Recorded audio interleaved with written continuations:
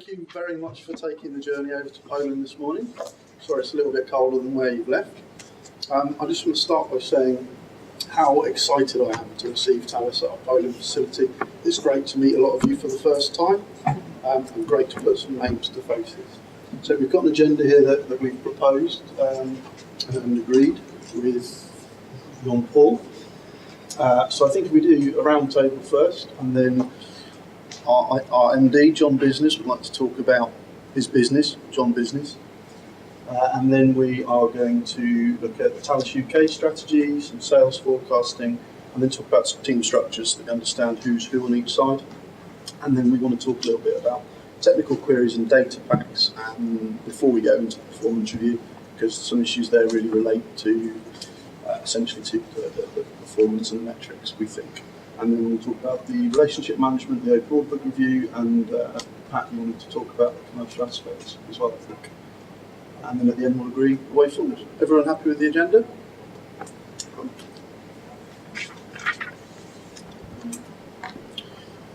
Okay, so I guess if we introduce first, John, do you want to go? Yeah, I'll start. So my name's John Business. You can see I'm the CEO of this company.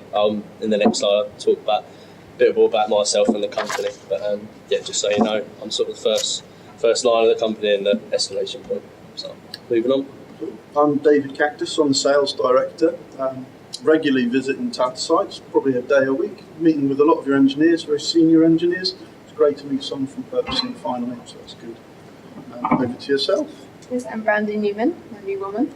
I'm an industrial manager at the site. I'm quite new to the business, but I'm willing to get stuck in and improve my lean skills and getting the capacity plans up to date. Tryphon expert. I'm the technical director, and I've been here for 30 years. Okay, my name is Gilbert Carpenter. I mainly talk with the quality people of your company. We've been in contact since the IPCA audit, where a number of findings were. So looking forward to show you more. Okay, and it's nice to come and see your facility. It's a bit chilly, but we quite like that because it's a bit hot back in England. I am Jean-Paul Livelihood. I'm the SIPM here at Thales. Former production manager, and I've been in this role, been in Thales for 10 years now. Okay, I'm Tim Hardstone. I'm the site industrial manager for Thales France, and appointed as, fairly recently appointed into the role. My name is Patricia Money. I've recently joined Thales as a family buyer, so my experience is quite limited, but in terms of the field that you guys operate in, but I'm excited to, as the visit, to learn a bit more about what you guys do, and everything that you do here, so I look forward to working with you guys. So. Good morning, I'm Robert Curious. I've been with Thales for a number of years. I used to be an SIPM. I've also been a product engineer, so I've got a reasonable good knowledge of business. But particularly today, I want to focus on the audit process. So I think I'll be talking mainly to Gilbert. Good morning. My name is Michael Lorenzo. I'm the quality manager. One of the main issues we'll discuss today, hopefully, will be quality of the products and conformities. So happy to be here. Good morning. My name is Benjamin Fewpart. I've recently been appointed as supply chain manager, so I'll be your first point of contact for the supply chain related matters. And yeah, I'm keen to improve processes and build a relationship with you guys going forward. Good morning, I'm Jack Bruce. I'm the line technical manager at the IAV Site 1. I'm here specifically really to talk about the quality issues found earlier in 2016 that led to the quality supplier report that we had to carry out for Boeing. Really just to understand the root causes of the issues that we found and what kind of preventative or corrective actions we can put in place going forward. Okay, thank you all.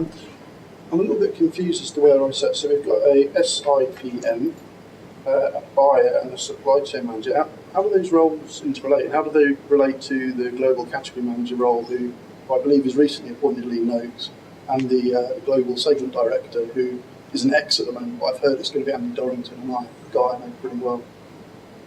That's a very good question. Thanks. I will try and answer that for you. So we all work quite closely together as a team. So obviously you've got Patricia, who's quite new, so we're training Patricia up. She'll be your day-to-day contacts.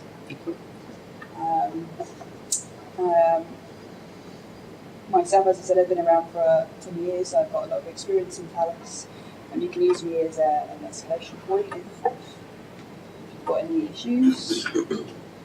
And the other person was Benjamin Pewpart you were talking about? Yes.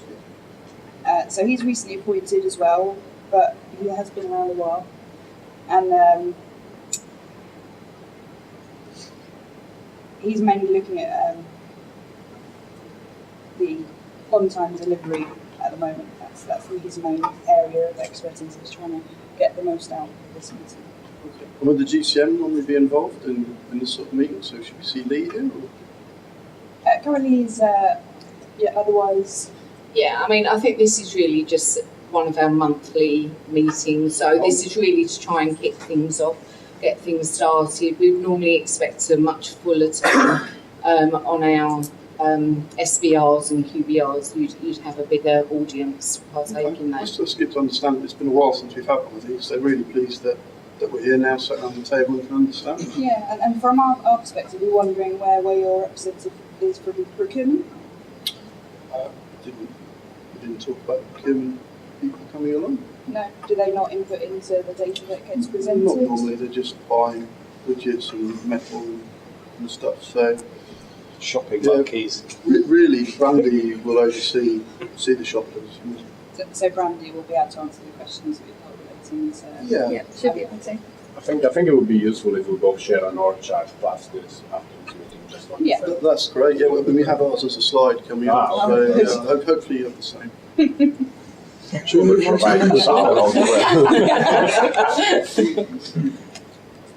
Okay, over to you, John Business. Right, I think I'll take over here. I think it's probably a good slide for us to do for especially the members of people here that haven't been in the business at Talis for very long.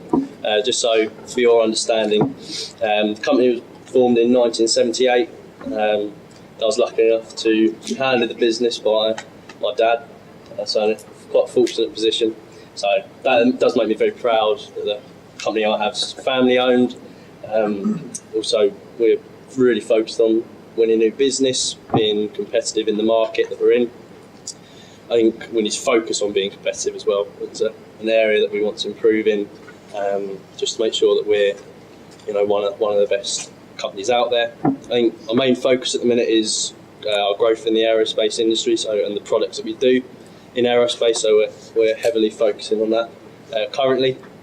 Obviously, profitability is a key objective of ours, as it is of any company. So that's also another area of the company that we're focusing on, and I think it's also important to get the message across that although I am John Business, we are John Business, aren't we, guys? So we are John Business. It isn't just me.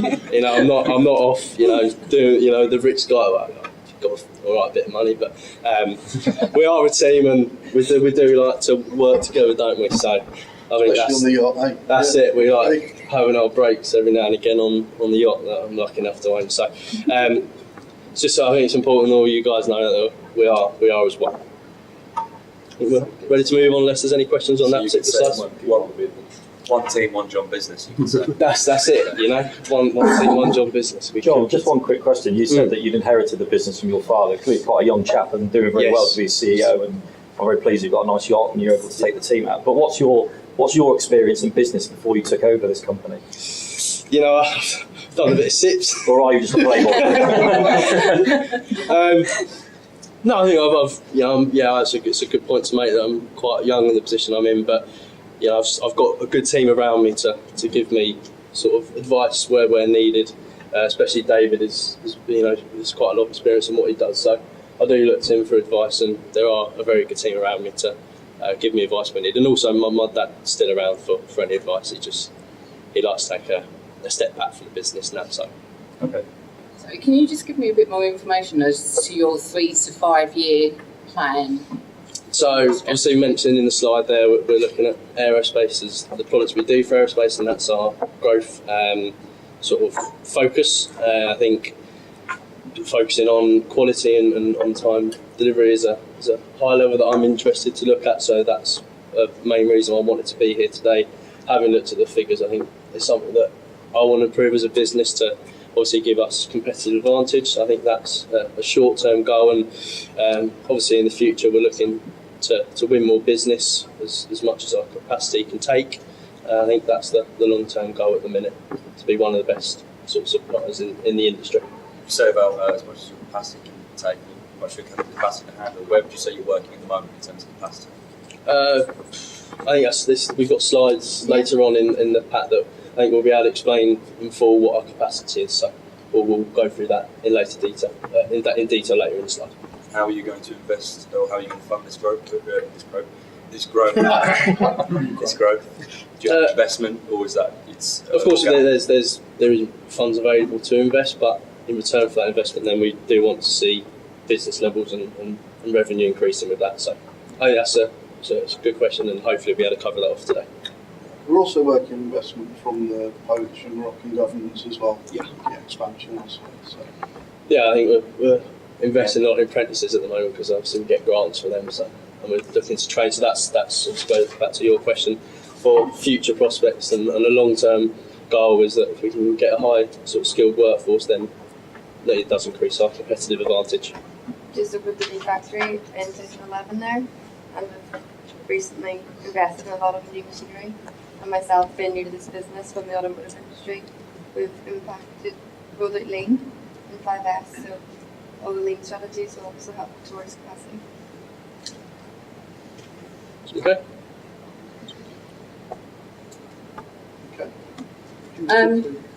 Okay, we haven't got any slides to present, but I'll just give you a bit of a flavour of what the Thales view is and where we are.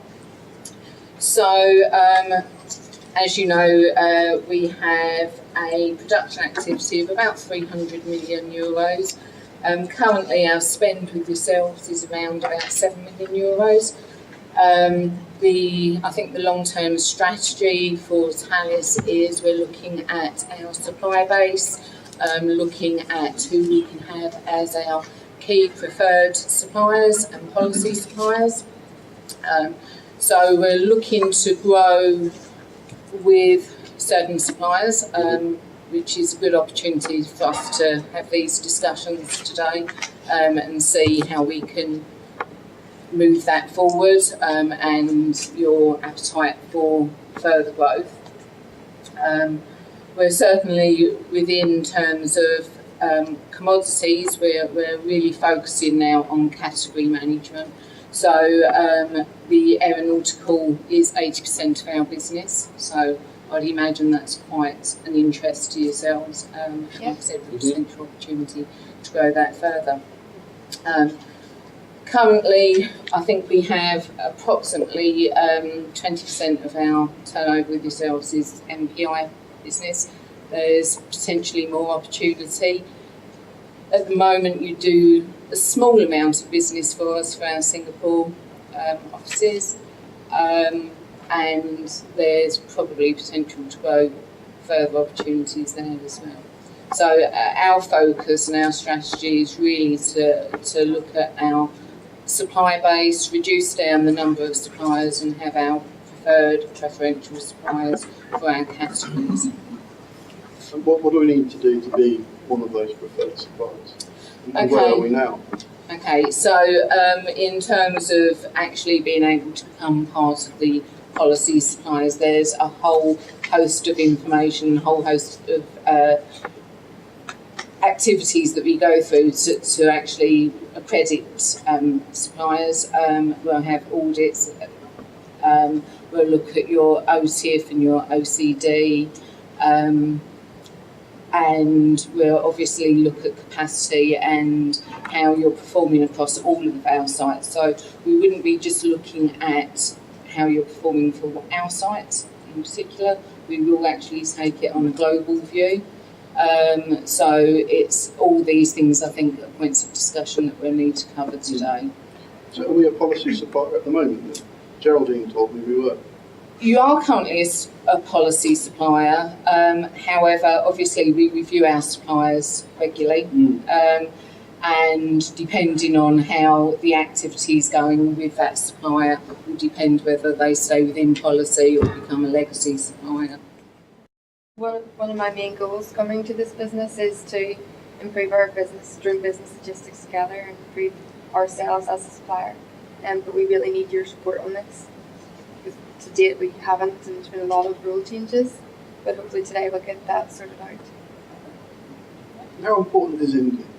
Should we be looking to set up an Indian facility?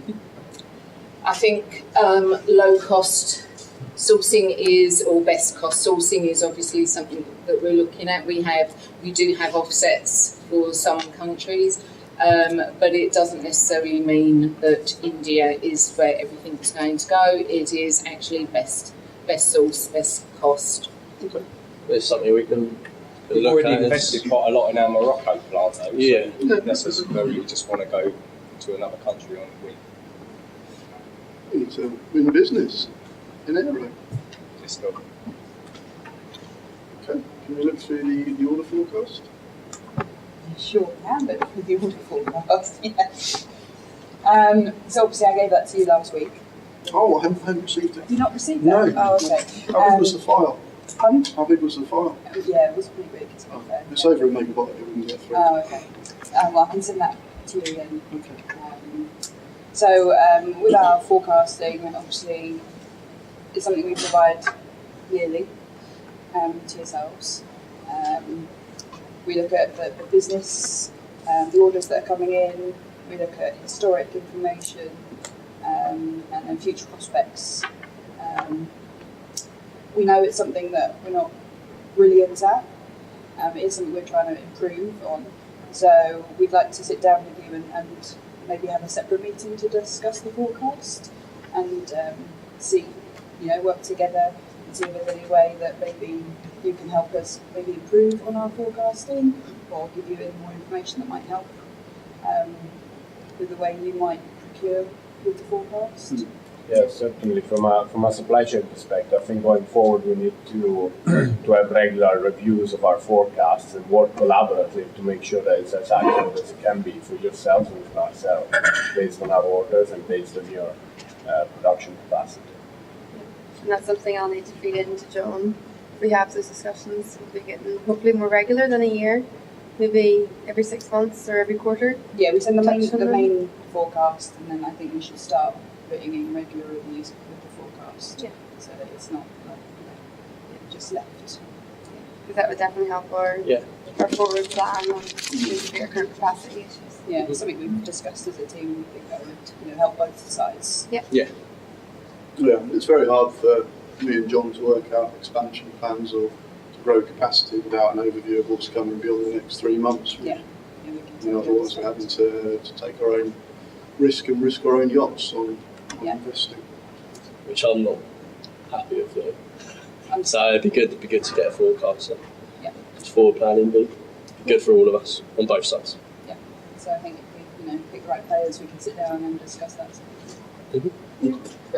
Okay, that's about forecasting, but David, is previous slide, is it clear to you? Because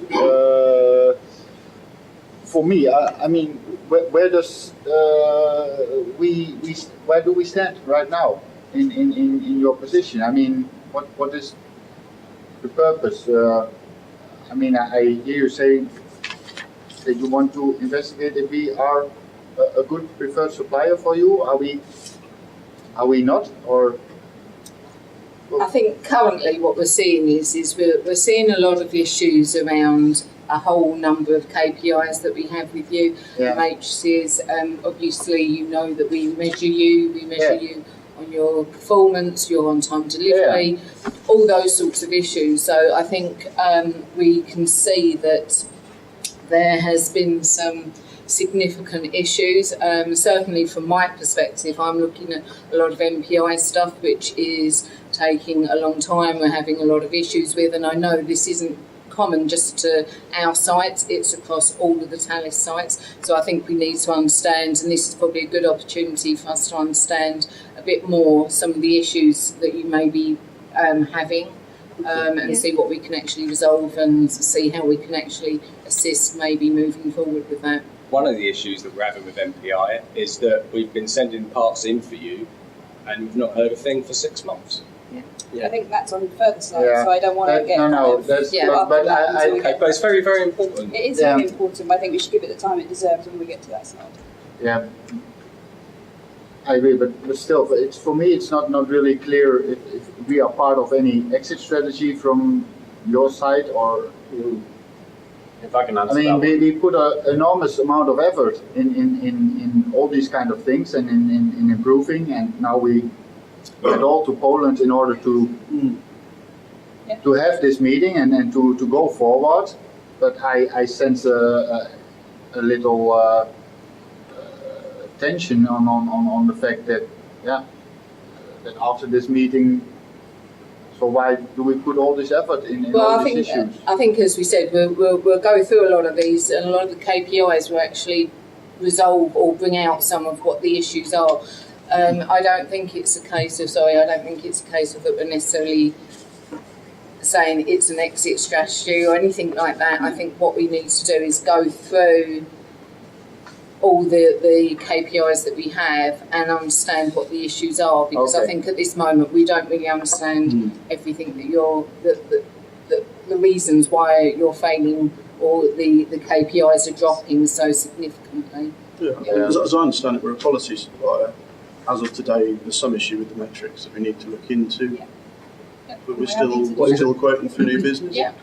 I think it's not just an issue with the metrics. I mean, there are certain issues, especially quality, where the non-conformity rate, which is growing instead of going down, it's been... Maybe we should get into that on the slide. I really want to make that point, that it's not just that we have like small issues, it's like it's impacting our business as well. Sure, and we need to understand that and minimise the impact to Talis' business. If the question is, are you still a policy supplier? The answer is yes.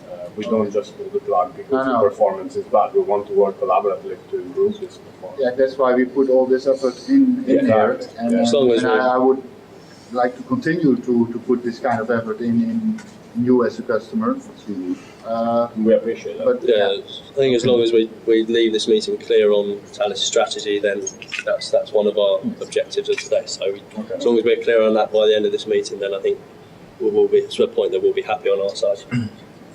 Okay. So I think we see this as a first of many of these meetings where we define a strategy and a plan where we get everything back on track and minimise the impact to our business, most importantly. And probably a split in topics. I mean, to have this big forum, but we will see in a moment. Okay, move on. Yeah. Okay, so can we talk through the Talis team structure? Of course we can.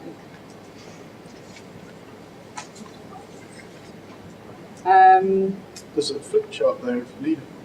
No. Good, thanks. So, I think we need the org chart for this, right? what have you got the org chart? No, we will, as I said before, we will supply that to you next week. Yeah. We'll provide that, right? Yeah, especially with the changes that we've had. There's more changes. Not more changes, but the changes we've had with the new team member coming in. Yes, how is Geraldine? Patricia. Geraldine was our previous guy. Oh, okay. Oh, sorry. Yeah, she's doing all right.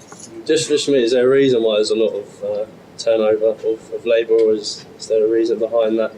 We've seen quite a few members of staff. So the feedback I've had is that it changes quite frequently. Yes. We'd all agree, so maybe get an understanding of why. It's particularly in purchasing, so a lot of the contacts I have in engineering and on the industrial side, Dave Kitkin and Danny Hume, have been there for years. I think Buyers it's change regularly. so just in the kind of company that Talis is, it's so diverse and so dynamic, so many different branches and functions of the company. I think there's quite a lot of fluidity between staff and people it's not for any negative reasons, and people just find themselves moving into different roles and different parts of the business, really. So. Is there a defined process for handover when there's new staff? Yeah. So when I started, Joe, as you said, Joe, I got a nice package. We sat down, had a few meetings, just to kind of, she spoke about yourself and kind of gave me a bit of the background of the working relationship. Yeah. Okay. So we'll follow up with those slides. Yeah. Yes, absolutely. Yeah, so on our side, see we've briefly been over this, but obviously we've got myself, John Business, sort of the first line, the absolute escalation point for any issues, and obviously high level sort of conversations with anyone from Thales' side. We then have David, who's worked with me for quite a long time. Known him for years since I was quite small. Won't you, David? So, used to babysit. Yeah, he used to babysit me. So still does, I think, from time to time. So he's a sales director. So he's a primary point of contact for any new business, any new sort of product introduction. So that's sort of the guy you go to for him. Then we got Brandy Newman, who is a primary point of contact for any existing business, repeat business. Then you've got Tyson Expert as the technical director, and obviously Gilbert, who is the QA. Sorry, so just for my benefit, who is my counterpart in your organization? Sorry? Who is my counterpart in your organization in the supply chain? Who would be my point of contact? If you would just talk to myself and David. Yeah, with the two I here. head the operations team, so procurement would feed into myself. All right, okay. So, supply chain manager, is that production or purchasing? Yes, purchasing mainly. Production where, but production. Okay.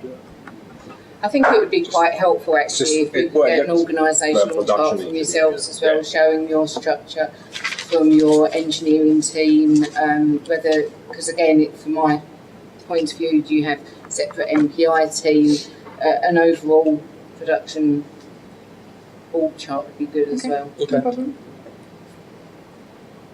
Yeah, I think the key thing there is I'm the point of contact up until the point of order placement, and then there's Brandy to see it through to delivery. For everything for production as well as MPI, or? Yeah, we have our teams feeding NPS. Yeah, it was given during the IPCA audit last year, and at our side, not much changed since on the organization. And so how many people do you have currently in your purchasing team? About 25 in the site. Okay, and are they all long-term staff or? The majority of our staff in the whole company have been here for a long time. As I mentioned earlier, we do have staff such as apprentices who are sort of the new people who haven't been here for particularly long, but a large majority of our workforce have been at the company for a long time and have a lot of knowledge in what they do. So low staff turnover. But yeah, very low staff turnover. You've got many procedures in place. Obviously, you said you have a high percentage of your staff have been there for a long time. Obviously, have the knowledge. You mentioned your apprenticeship scheme. Do you have much in place so you can pass the knowledge on, and much in place for when the work staff retires? Definitely, I think that's average age of. Yeah, I think that's when I took over the business. It was a problem that was identified quite quickly that. We do have maybe a problem with that, but I think getting in younger staff has definitely helped. I think we're using the knowledge that our staff currently have and just passing it on as much as we possibly can until potentially people get to a retirement age or wanting to move over, which doesn't happen very often, but we do have staff who leave, but that's a rare occurrence. So yeah, big focus on passing on knowledge is key. It's a key driver for the business at the minute. So you're fully resourced in all your key positions? Yeah, I think we've had a look at that, and I don't think in terms of resource regarding employees is a problem. I think we have enough people within the company to perform the roles that they're required to do. Let me ask a question. So I can see here you've got 35 million turnover in 2016, correct? Correct, yeah. And you've got 25 people in purchasing. Just in Poland, side? Just in Poland. Just in Poland, okay. Yeah. So assuming there's, say, 70-80% of that the cost, maybe you've got about $1 million per person to look after in terms of the portfolio and purchasing, correct? Yeah, it's not all material. It would No. be split down as our sales figures. Yeah. So obviously material only makes up a portion of that. Yeah. But Yeah, yeah, maybe subcontract 80%, managers, buyers, MPI staff who look over bids and projects. So Yeah, no, I'm just looking at the back order log, and this can really make sense with such a large purchasing team. yeah. I think when we get on to that slide, from the information I've been given, there are reasons on both sides why that is. So I think when we get to that stage of the presentation, we can conciliate the figures and put across sort of our point of why we think that might have happened, and what we're putting in place to reduce the amount of back orders and prevent it for the future. We also need a lot of information from yourselves, as there's some late notice on some of these issues or clarification of specifications, which doesn't leave our guys a lot of time, therefore resulting in this backlog. Okay. I think that leads us quite neatly on to the next slide, actually, which is about some of the issues and concerns that we had, which we can talk about before we run into the data. So technical queries was the first one. You used an example of the latest MPI project. We had 3 queries outstanding for 3 months. Obviously, caused a huge knock-on delay. How are these queries sent to Talis? Via the R5 process, yeah. And you've not had a response? No, I mean, we've chased, obviously we chased Geraldine for some time, but we didn't realise she left. So now that we know to speak to Patricia, we know who to go to, but it's a big problem. Yeah. Did you understand the RF process on Talis' side? Is that clear? Yeah, that was. Have you been trained on that already? Training, yeah.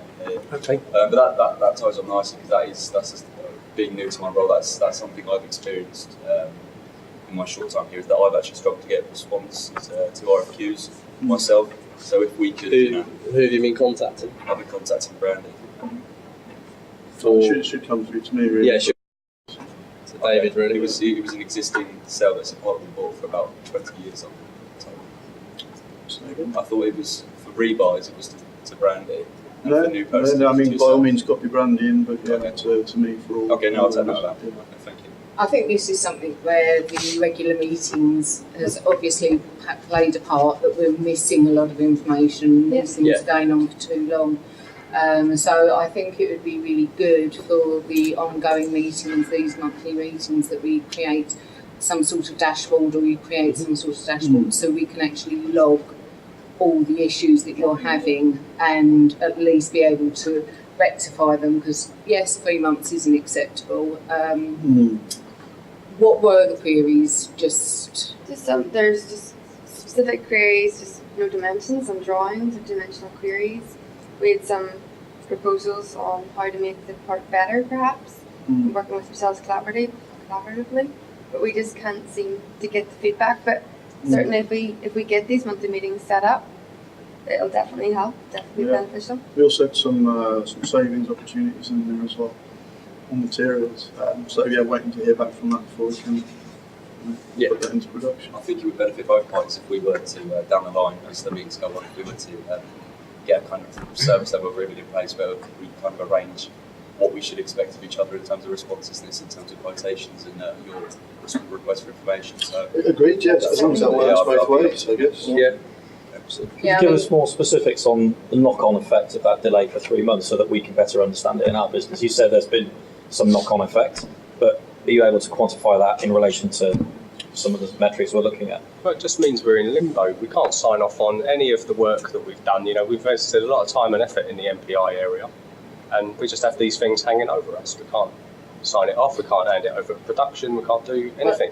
I think what we should do, I mean, the way that I would look at handling this would be to actually, we have specific people that are responsible for these MPI products. I think we can certainly get together a team, and maybe a team of MPI people from your side on a weekly basis, have a weekly call and just go through any of the issues.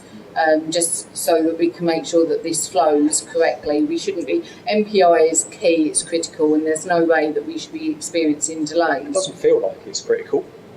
Well, this is why I'm suggesting that actually I think maybe the way forward will be to have a weekly meeting set up. And if we have, I think we need clearly a race in place so we know who the key personnel are from both parts to actually be able to go to, because I think there's obviously some issues in wrong people being contacted. And also escalation paths. Yeah, So if absolutely. we're not getting an answer, then you can escalate and hopefully someone will be able to provide you with an answer or get the right person to Certainly contact you. benefit ourselves from that as well. Obviously, getting the business in, if we get queries answered, then we get, obviously, our sales will hopefully increase, be more competitive. I think just really determining who we contact and do what we expect in the SLA. You think we should have engineering in the Troy Fund? Are you sort of engineering in that regular meeting? Just feels like, having a process set up for how we can discuss these technical queries. We won't get answered any quicker, presumably, unless we can talk engineer to engineer. I think that's fair. That's what I was saying, the MPI team, so it would be the key people, the key players. We certainly have MPI. I would know who's actually pulled together as a team to have these weekly meetings from the sales point of view, but we'd obviously need the same level of commitment from yourselves. Yeah, I think we've clearly demonstrated our commitment to the MPI cause. We've got our own sales set up. We've got parts been sitting waiting with you for ages. So that's why I was asking, is there a specific MPI team that you have in place? I'm responsible currently? for MPI, so I'm the point of contact for MPI. Yeah, but this is where we're saying about engineer to engineer and having the correct team, because it does delay things if you're having one point of contact for all that information to go to. Sorry, I'm not understanding. I'm the technical director, so I'm responsible for MPI. I'm the contact. Who's your contact? For the different projects, I can actually pull in the different people. We would have. Oh, there's more than one, is there? So that's what we're asking, which which three queries, what they're relating to. So I think that probably the best thing, rather than trying to get into the detail now, is if you send me over the three queries, we'll sit down and if you have a look at them and see who would be best from your team to put together, and then we'll, outside of this meeting, we'll set up a separate meeting to actually discuss those issues and get them moving forward. All you need is a tracker and a weekly call with yourself, trifold expert, and our technical team, just to track the issues and make sure that they get action as soon as possible, because there's no point in raising a request for information or and then wait until we reply. I think we should collaboratively review these every week and make sure that they get resolved as and when they arise. We do agree that 3 months isn't acceptable to not come back to you, so we'll definitely. And the thing for me with the meeting today is it doesn't appear that 3 month delay is captured in the metrics. Anyway, and we'll come on to that when we go into the metrics, but it's important, I think, just to understand the background. Other points on this. So the MPI project has been delivered how many months ago? To tell us? I thought it was 6 or something. 6 months ago. We haven't had any feedback. It's really frustrating. So we had the guys working weekends, evenings, double shifted to get it out, and they just want some feedback. Is it working? Are you happy? I haven't had anything. I mean, we're putting in a lot of effort on this particular issue and not seeing much back. I'm happy with the performance of my team, but I don't feel as if on the other side we're getting what we're getting back anything to compared to what we're putting in. So I think it's a key issue that it needs to be improved, because as David's just mentioned, we've got people working weekends, overtime, and that costs us money, and we're not seeing any benefit of doing that at the minute. It does, and likewise the data packs we get through, often key dimensions missing from obsolete material throughout that we need to help resolve. And, we price these as a build-to-print job on the most part, other than the MPI work, which means we've not costed in design. It means that this can be quite an expensive account to service. Hopefully, with the data pack issue, that is something we're working on internally, so they're now going through internal checks before they actually get released. So, it's not just procurement sending data packs out. So hopefully now they're going through engineering, and there's 2 checks that they now go through, that all the issues you've been finding won't be coming to you from now on. We did know it was an internal issue, and it is something we've been working on. We had a team working on it to try and resolve it. So we're sorry that you've had these issues. Have these issues been resolved now, or are you still sitting with these Every issues? RFQ that comes through seems to have issues. In the last RFQ we had 3 weeks to respond, and data back through Exchange for 2 weeks. Again, was that Didn't get an escalated? extension. Or? Well, we tried to contact Gerald, yeah. We didn't know who else to speak to, so I spoke to Dave Kickham and he put me on to some other people. But you got Didn't really no. help, no. I think it's just important to know the issues there, and we just want to find out a way of how we can resolve it. It sounds like there's a plan. Yeah, there's a plan in place. We do. Suggestions We have in an place to internal resolve. issue on that, and that's something we're working to resolve. Mm. So Okay. it's not just an issue that we have with you. Unfortunately, No. it is. No, there's no wider point us issue. just keep throwing issues at you. I think you Yeah, understand we are there are aware. issues out there, so I think Yeah. we know that there's a plan in place to. Yeah, I have to to say, stop from my that. point of view, that's a big concern. Are we saying that's data packs production items, single entries? Yeah. Okay.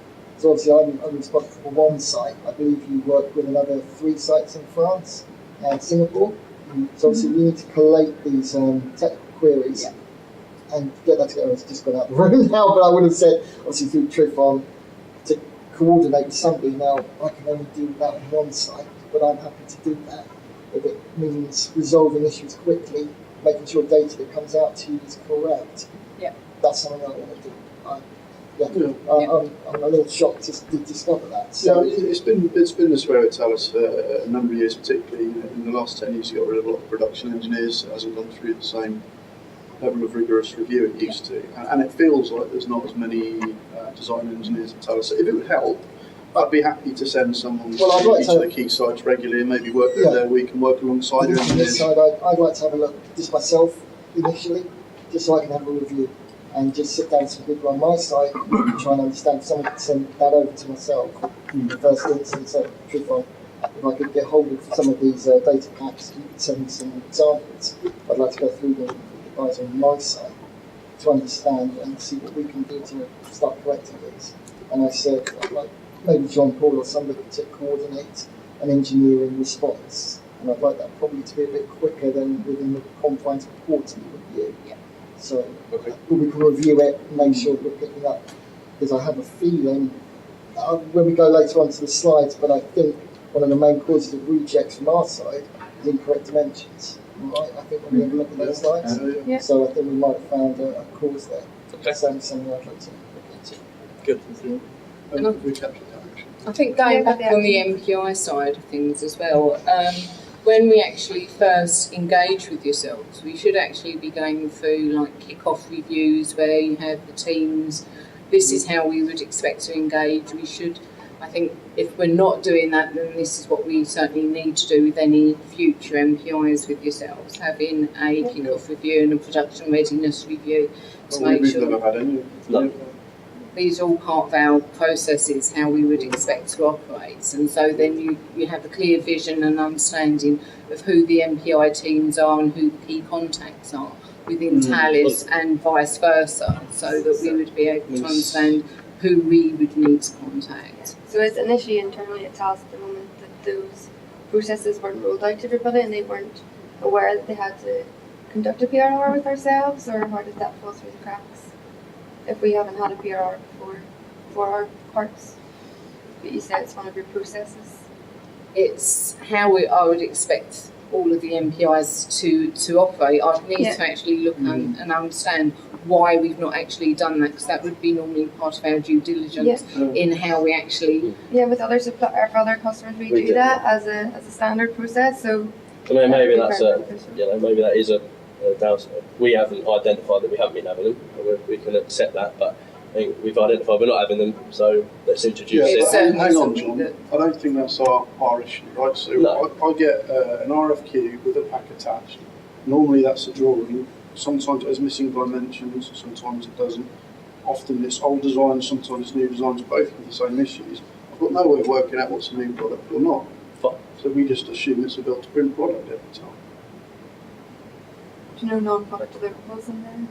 So I think we're not happy to accept liability for this issue. I think it's on Talis' side. Well, I think it's a case of it's something that we obviously identify it's an issue, so we'll need to make sure that for future MPIs that this is the process that we need to be following, and we have a clear, concise race in place so everybody knows whose roles and responsibilities are within that team as well. To actually be able to get an MPI off the ground, it's really critical because there are a lot of teething problems that we're going to go through, yourselves as well as ourselves. So we need to make sure that that's in place. So I think it's something that needs to work on both sides. It's something that I would expect we'll make sure going forward that we have as part of our statement of work, as that will be one of the things that will be the expectation that we'll look for. Yeah.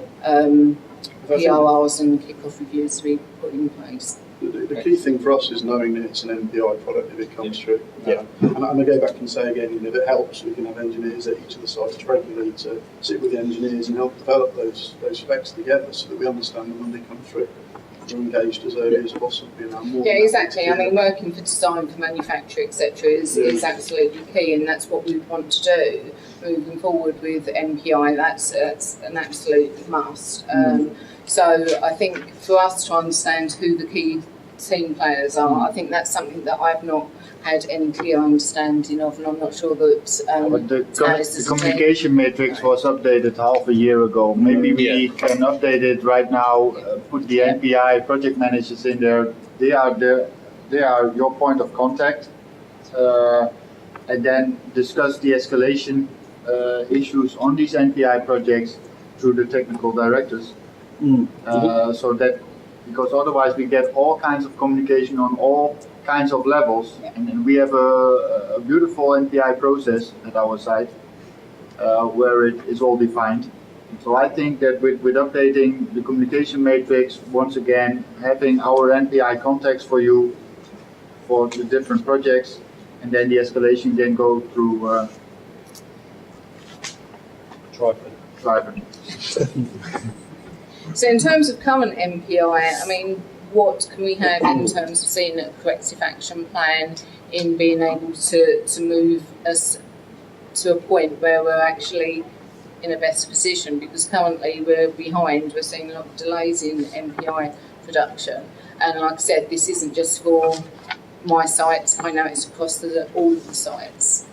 I think having the weekly review and the contact maps directly will help to address a large number of those issues. And obviously with Jack being available to answer our data pack queries, I think that's going to help enormously.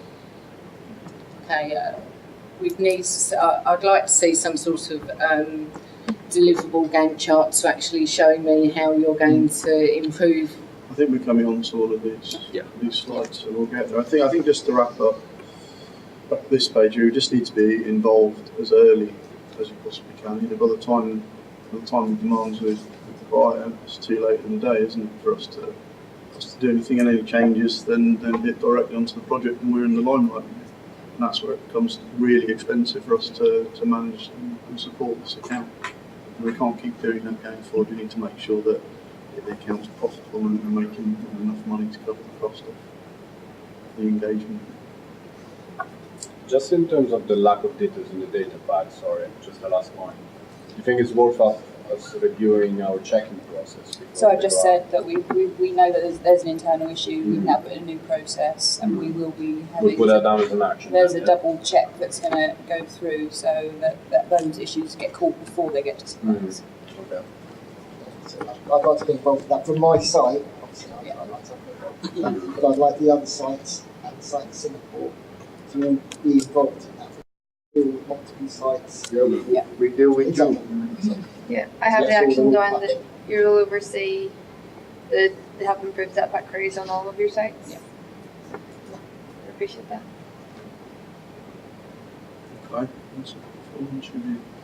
so obviously we understand that you guys are pretty unhappy at the moment with where you are with metrics. From our point of view, we haven't actually had any actions from the last review, so we haven't got anything to respond there, but happy to review whatever actions you think to take and work out how we can move forward with those. I think, moving forward, we'll start fresh here. Agreed. And then, we'll start with an action log, and we'll minute this meeting, and then moving forward, obviously the regular reviews and stuff. So kind of start with a clean slate. So I will insists that we need to understand why we are here now. So obviously we need to be more collaborative. Yeah. We need to work together in the future. But we are where we are now. Yeah, we need to understand why we came to this position where we are having all the KPIs are looking so bad. So I guess we'll discuss each of them in the future. I'm happy to do so. Actually, I'm eager to do so. So let's try to understand why we are here. I mean, I would suggest that actually yourselves will set up an action log or an action tracker. You're obviously having a lot of issues. We were showing you the KPIs, so I would suggest that it's probably good that you're responsible for the action log and the action tracker and update that on a weekly basis. Yeah. Comfortable with that? Yeah. Yeah, so the metrics, we haven't seen them prior to you sending them over, so they're not familiar to us. Obviously, I understand they paint a pretty bad picture, and we need to make sure that our brand is not negatively impacted. We're really concerned about the recent issue where Thales are beginning to insource the casting after it's come to us and isn't working. I guess it relates in some ways to these metrics, so absolutely we're on board in resolving these issues. Yeah. Disappointing to see that, wasn't it? Yeah. From our side. Yeah, we put a lot of work into it. Yeah, put a lot of work into it. We A lot of money. don't entirely think that the issues, the reason why you have decided to sort of make it in-house was really down to us, Stewie, and that was a little bit of a disappointing thing to happen for our company, wasn't it? Yeah.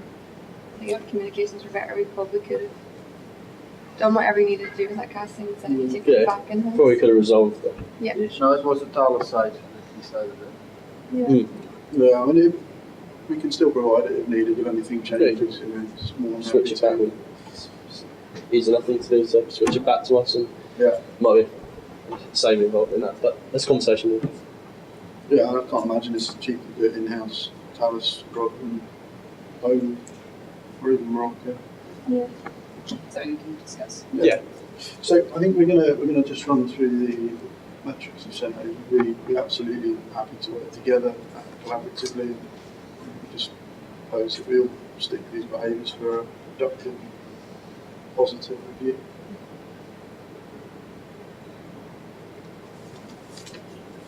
On-time delivery. Yeah. This is the picture that we got from you, and we recognize it. We do have some problems we focus on, and as stated, we have spent a lot of effort in identifying the root causes. As you can show, maybe I don't know what the next slide is, but we this is on the backlog and the non-conformity rate. Actually, they are the cause of our OTD, and it's mainly caused by the back order and the non-conformities. It all correlates together. The fact is that we now have a good view and put a lot of effort in identifying what causes these backlog. It's not only purchasing, it's also the internal rejects, etc. And on the next slide, is this. Sorry, just to touch on the OTD, I think although we do understand the metrics, from our side, we would like to understand what impact Thales had on the OTD. So if we had our new purchase order, but we had a technical query with yourselves, we obviously couldn't start that lead time until that query was answered. Yep. So I think we just want to understand the details behind it, because we think we should be better than this. Yeah. And yes, obviously there are non-conformities there, which we'd also like to understand, because that's a very rare flag report. Yep. But we're in it to improve, so I think with the likes of these meetings, it would definitely improve. But before we can answer that question, I think it's key that you carry out an appropriate root cause analysis and you share that with us, and then we can understand on each Because I suspect there's more than one reason causing this delay. Yeah, yeah. Of course, yeah. For sure. And once we can pin them down and identify each one of them, then we can try and ask the question again and identify the reason behind each reason, if that makes sense. Yeah, I think we need to understand a bit more about the metric first. So Yeah. we quote X works from Poland or Morocco. How does it work in terms of your inbound? Yeah, in terms of how does the metric work when you record it in time? So it's 10 days early, 1 day late. Right. And it's recorded from when it hits our booking in, when it gets booked in here at Talis. So that doesn't quite work for us because we ship it on the date that's on the order because we quoted X works. Yeah. Morocco takes air freight a day, 2 days, or just clear customs. Poland, day and a half maybe. But therefore it's always going to be late for the most part, unless we ship early and agree with the buyer. I think just understanding the metrics and what you allow for shipping times, and if it's sitting in goods inwards in your place perhaps for a number of days, how is that collected? Do you inform us that it's left your facility? Or? Yeah, the shipping department should always send their reports. So you're suggesting might be a logistics problem rather than. Well, it's X works, so we would have it ready, but maybe sending the delivery note to the wrong person perhaps. Maybe they should inform. Yeah, and I also think that maybe when you receive the purchase order, your understanding is that the delivery date that's actually on the purchase order is the delivery date of our expectation actually in our factory. So, even though it's X works. Yeah, usually that's just the way our process works. That it's from booking in here at Talis. Okay. So maybe the other option would be looking at lead time, maybe, and maybe we could build a bit of time in there, maybe a couple of days, so that we're not that's just going to make penalising us you. less competitive. You're going to choose a supplier at your local site rather than. Well, if it's only a couple of days and we've discussed it and we understand and we obviously get the cost benefits of the Poland facility and things like that, I'm sure that it wouldn't be a negative impact as long as you're meeting your on-time delivery. The metrics are important to Talis, and we don't want to penalise you. If we can have a discussion about that and understand, the impact it's having on these metrics. Yeah. There are a few we could put in the lead time that takes our guys into the shipping time. That shipping time isn't met, obviously. Sure, but we're not responsible for the shipping times. So X works, Talis are. Which is why I'm saying it's a discussion that we can have. Yeah, I mean we can quote DDP if you need. So deliver to site, that's fine. Yeah, it's an option.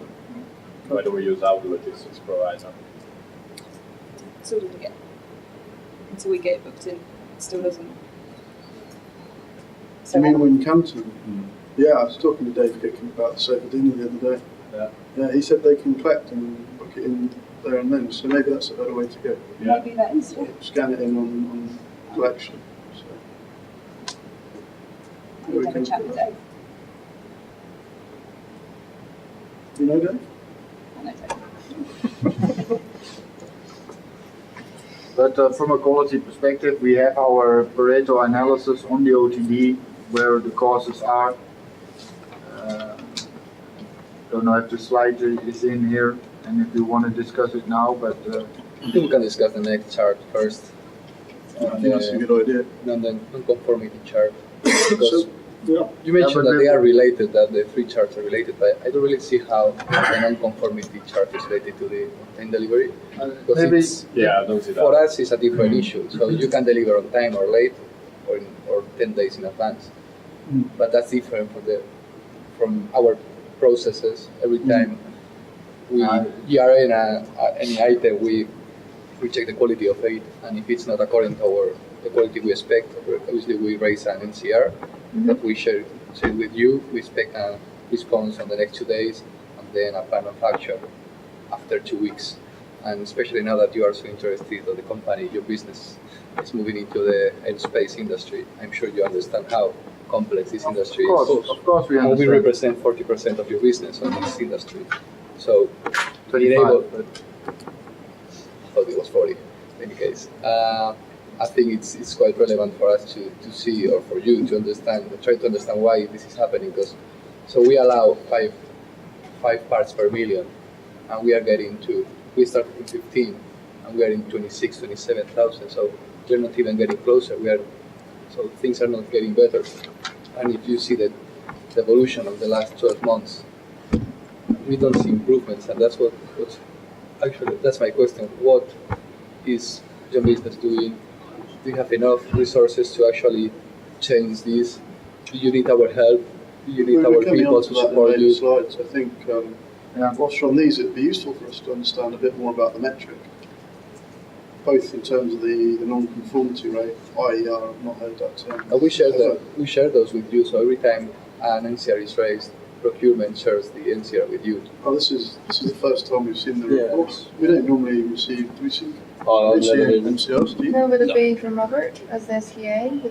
Would you send them through to the buyers or who would you send the NCRs to? So usually quality shares it with the buyer and the buyer. I think we meant to understand that working together. Yeah. Why? From looking at this, it's obviously not a happy picture. To find the root cause of the problem. But that's what I would like to say, but it depends on what we are going to discuss now. We draw the same conclusions as you from these pictures. I mean, don't get us wrong. But the Paretos behind it, both on OTD and both on quality, we are going to discuss that. And I don't want to mix up the agendas or whatever. These are the pictures that you provide to us. We would like to understand them, and we do understand them to some extent.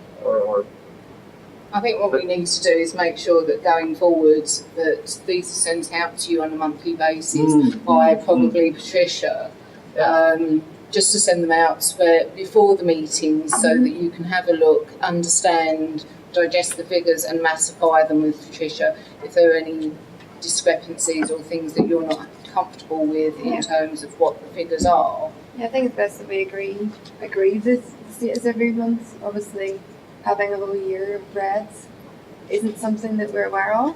It isn't something we've obviously agreed to. And we've not discussed it in the previous 11 months either. No, so these meetings again will reinforce that. But I think these need to be understood and definitely agreed before moving on. So what's that back order? Are those the lines that we can't deliver at the moment because the queries are outstanding? Some of them are. Yeah. But not all. I mean, we recognize this also, and you talk about resources, and we have identified where our problems are, and we've been discussing it in the management team also to go to how do we recover. So we need to understand exactly what is causing that ourselves, because we can't support you. We don't understand what's causing your backlog issue at this moment. Part of this is related to the customers, part of this is related internally. So, but can you give us any breakdowns, any specifics? Yeah, we can. Do you share that information if an order is going to be late? Do you contact us and advise that the order is going to be late and why that order is late? Some of them, not all of them, obviously for internal issues, but some of them are just due to the data pack being updated, or whether we cancel the order and replace the order whenever the parts are confirmed, data packs re-released or whatever. I think looking at the figures as well, there's orders in there that you've notified us, or Geraldine has notified us that we don't actually require them yet, but maybe the purchase order hasn't been updated, so your figures are telling you you're expecting this order. However, on our side, we've been told not to ship yet, or we don't require this until a certain date. I think that's part of the issue as well.